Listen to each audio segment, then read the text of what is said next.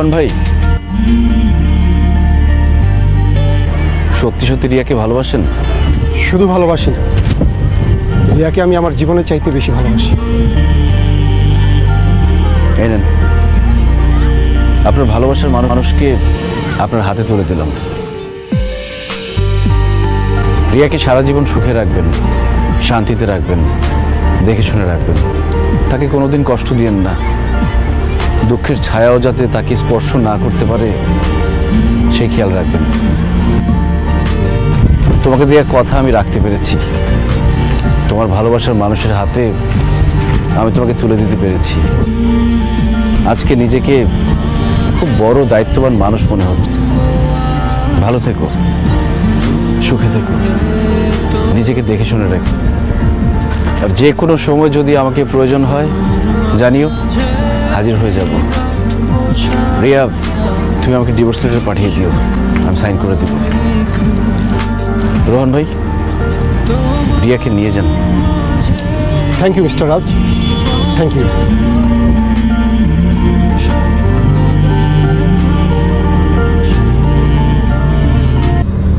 কি ব্যাপার রিয়া, দাঁড়ায় গেলে যে? আমি তোমার সাথে যাব না রোহন। কি বলছো তুমি? তুমি কেন আমার সাথে যাবে না? কারণ আমি বিবাহিত, আমি রাজের স্ত্রী। আমি তোমার আগে সেই রিয়া নেই। আমি বুঝতে পারছি আমি কাজটা কত খারাপ করছি। আমি যদি আমার স্বামীকে ছেড়ে চলে যাই তাহলে সে খুব কষ্ট পাবে, আমার মা কষ্ট পাবে, আমার শ্বশুর কষ্ট পাবে। এতগুলা মানুষের মনে কষ্ট দিয়ে আমি তোমার সাথে সুখে থাকতে পারবো না রোহান।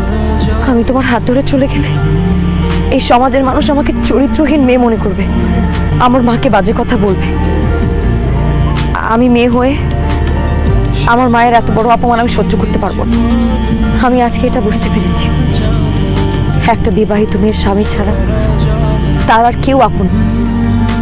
আমার স্বামীর ঘরে আমি যেমন আছি খুব ভালো আছি। আমার সাথে গিয়ে যে আমি ভালো থাকবো এটার তো কোনো গ্যারান্টি নেই। আমি তো ভালোবেসে তোমার কাছে গিয়েছিলাম, কিন্তু তুমি আমাকে ভুল বুঝে তাড়িয়ে দিয়েছো। তাই এই মুহূর্তে আর তোমার সাথে না, আমি আমার স্বামীর সাথে যাব। আমি আমার স্বামীর সাথে সংসার করব। জীবনে যতটা দিন বাঁচবো তার হাত ধরে বাঁচবো।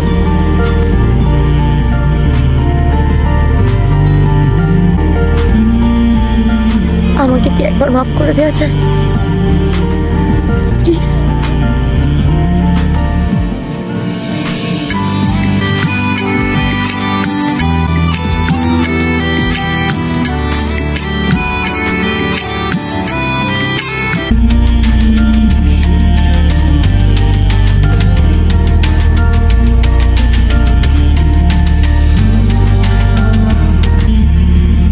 কিছু বলবেন? আমি আপনাকে সরি বলতে এসেছি। হঠাৎ আমাকে সরি বলতে এসেছেন, কারণটা কি? দেখেন, বিয়ের আগে যা হবার হয়ে গেছে। বিয়ের পর এখন তো আমরা হাজব্যান্ড ওয়াইফ, আর হাজব্যান্ড হিসেবে আপনার সাথে এত বাজে বিহেভ করে আমার ঠিক হয়নি। আপনার কথার মধ্যে কেমন জানি একটা অন্যরকম আভাস পাচ্ছি। হঠাৎ করে এত বদলে গেলেন কেন? নাকি এটা আমাকে অপমান করার নতুন কোনো প্ল্যান? না, আর কোনো প্ল্যান নেই। আসলে আপনার সাথে আমি সংসার করতে চাই, আপনাকে স্ত্রীর মর্যাদা দিতে চাই, সারা জীবন দুজন এক ছাদের নিচে বাঁচতে চাই। তাই সব কিছু ভুলে গিয়ে আপনাকে সরি বলতে এসেছি। এসব কি বলছেন আপনি? আমি ঠিকই বলছি। আমরা তো অনেক চেষ্টা করেছি বিয়েটা ভাঙতে, কিন্তু দেখেন আমরা কি পেরেছি এটা ভাঙতে? আসলে হাজব্যান্ড ওয়াইফের জোড়া আল্লাহ উপর থেকে লিখে রাখেন। আমরা দুজন দুজনের ভাগ্যে আছি, এই জন্য আমরা একসাথে হয়েছি। আর তাছাড়া আপনাকে বিয়ের পর আমি বাবার চোখে মুখে যে আনন্দ দেখেছি, মা মারা যাওয়ার পর বাবাকে এত খুশি আমি কোনোদিন দেখিনি।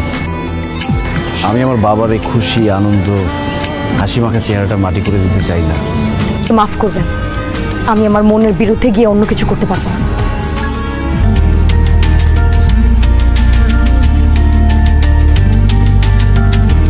রোহন ভাই,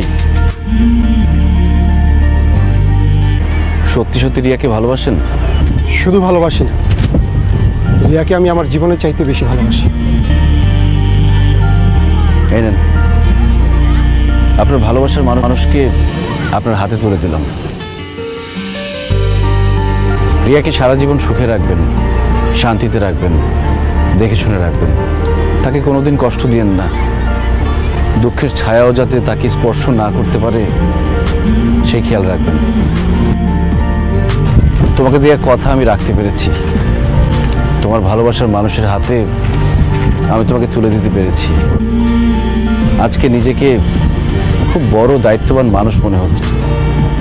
ভালো থেকো, সুখে থেকো, নিজেকে দেখে শুনে রেখো। আর যে কোনো সময় যদি আমাকে প্রয়োজন হয় জানিও, হাজির হয়ে যাব। রিয়া, তুমি আমাকে ডিভোর্স লেটার পাঠিয়ে দিও, আমি সাইন করে দেব। রোহন ভাই, রিয়াকে নিয়ে যান। Thank you mister Raj, thank you.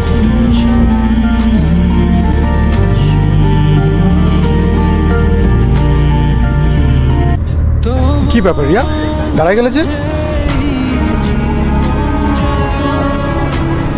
আমি তোমার সাথে যাব না রোহন।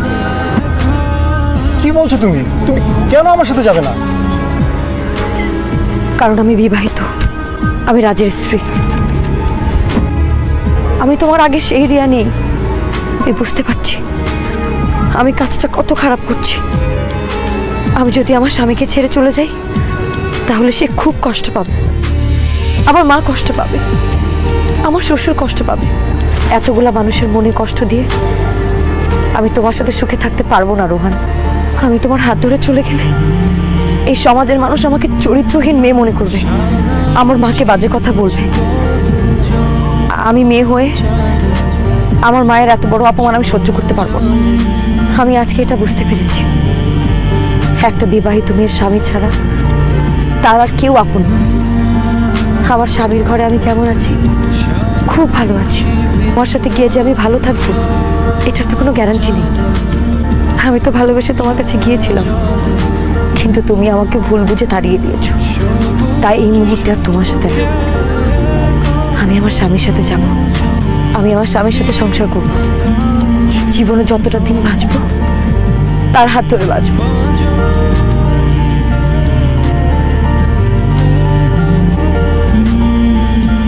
আমাকে কি একবার মাফ করে দেওয়া যায়?